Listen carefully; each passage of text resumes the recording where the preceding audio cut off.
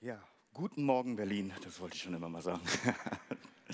um, it's a beautiful day outside. I work for a company called PhD. I'm actually chief executive of PhD in Germany. We are a global media and communications planning agency, and I feel a little bit embarrassed when we are called champions because we do strongly believe we are a challenger in the market. We're the new kid on the block. We only started over here in 2006. We've grown dramatically. We've got 81 offices in 67 countries, more than 3,000 employees. But when I started my career in media back in '88, I really hated it. I absolutely hated it. I thought it was so boring. We were the pale boys sitting next to the glamorous creative guys, somewhere in the basement next to the copy room, and it just felt embarrassing. And it was very, very boring, because what you could do is place an ad in press, place an ad probably in radio, and place an ad in television if you had a little ambition. The other reason why I really hated it, I always wanted to become a musician, like a pop star. And this was the first moment when technology got me. When you play in a band, it's really difficult to get a couple of strings into your band. You had to hire a couple of guys, look for a recording studio. But then one day, a guy showed up in the room with a little computer, and we had strings in our songs. That is when I thought, oh, wait a moment, my job is probably not too bad. This change in technology is going to have a huge impact on everything we do in media. And technologies have changed. We've seen it all days. Google, mobile, Facebook, dramatically what we're doing. Not only our consumer, but also what we are doing in our industry. If you look at the numbers, just look at Instagram, only launched in October 2010, 0 users, obviously, in those days.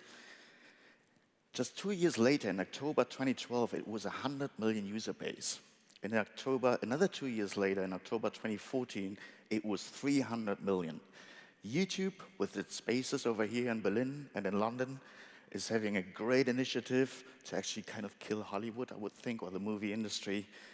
They strongly believe the future of entertainment is going to be global, diverse, mobile, social, and on demand. This, for our industry, as well as for our clients, in a way, it's fantastic news, but it's also kind of a threat.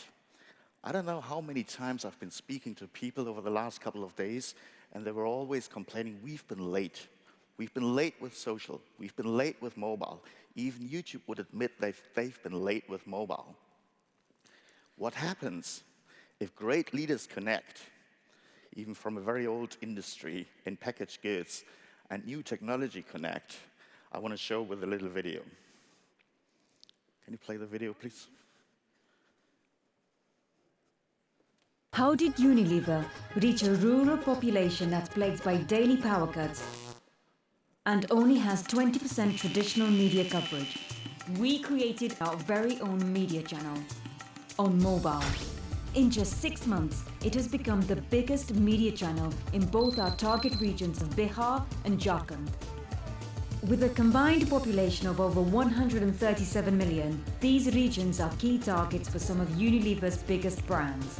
We knew that mobile ownership is 3 times higher than TV, but while mobiles are the main source of music and entertainment due to their battery charge, content was limited and expensive. So, to integrate Unilever's brands into their lives, we created a new media. Leveraging popular content, we launched our own mobile-based media channel offering free, on-demand and always-on entertainment. Gaan Kajura Tesan, appropriately translated as the Earworm Channel, offers music, jokes and the latest Bollywood content, all interspersed with radio advertisements for Unilever's mass consumer brands. We brought mobile operators and content providers together to launch this innovative entertainment portal in a media first for India.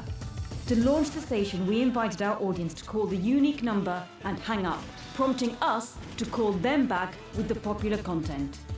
Our audience has rushed to engage with the content. In just 6 months, we gained 8 million listeners, exceeding all expectations. Adverts for 3 Unilever brands have been heard more than 17 million times, leading to significant increases in spontaneous awareness. All this for less than 4 US cents per contact. We brought rural India out of the media darkness by creating what is now its biggest media channel. मेरे को ऐसा लग रहा है कि ये एक revolution है. मैंने एक दिन में 4-5 रिकॉर्ड किया है. Making a huge difference to the lives of the people of Bihar and Jharkhand, and a huge difference to Unilever's brand presence.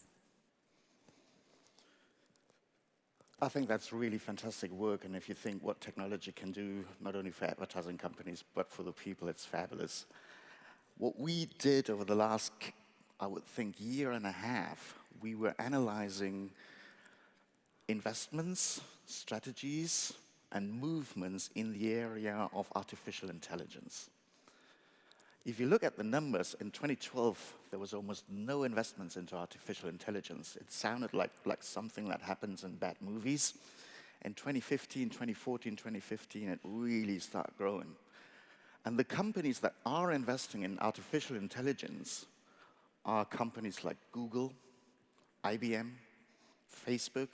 So it's not like any stupid weird or anyone. It's the big players that are really investing into it. And we put a research in space analyzing what's going to happen in the next couple of years in artificial intelligence. We strongly believe, as a marketing organization, as a media organization, this is going to have a huge impact on what we're going to do in the future. Remember what I was saying about mobile and social, and we all missed it? This time, we don't want to miss the opportunity. I strongly believe that not too far from now, people will have their virtual personal assistant. We all have those gadgets and mobile phones, and they will tell us what to do and where to shop and what to buy and what's cool and what's not cool. There will be virtual personal assistants, private assistants that are going to tell us where to shop, where to buy, what's cool, what's not cool, who's hot. And it's going to be our ambition in marketing and in communications to be part of that, not only algorithm, but artificial intelligence, so that we can actually address our communications straight to what's happening on that virtual personal assistant. There's going to be so much change happening in the next couple of years.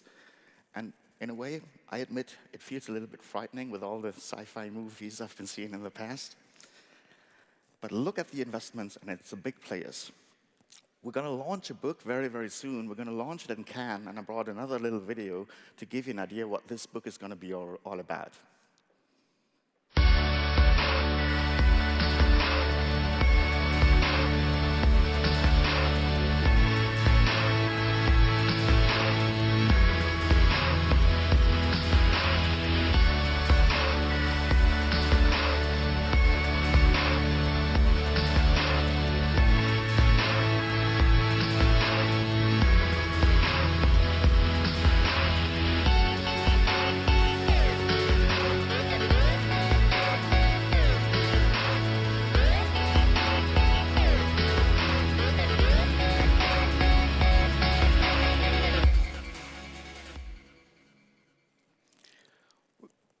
We're going to launch that book in Cannes. Sir Tim is coming, the inventor of the World Wide Web. I know Berlin is beautiful, but if you have a chance to come and see us, come and see us. If you don't, send me a note, send me a text. We'll provide you with all the research we've been doing. We really think it matters. It will make a huge difference, and we don't want to be late this time.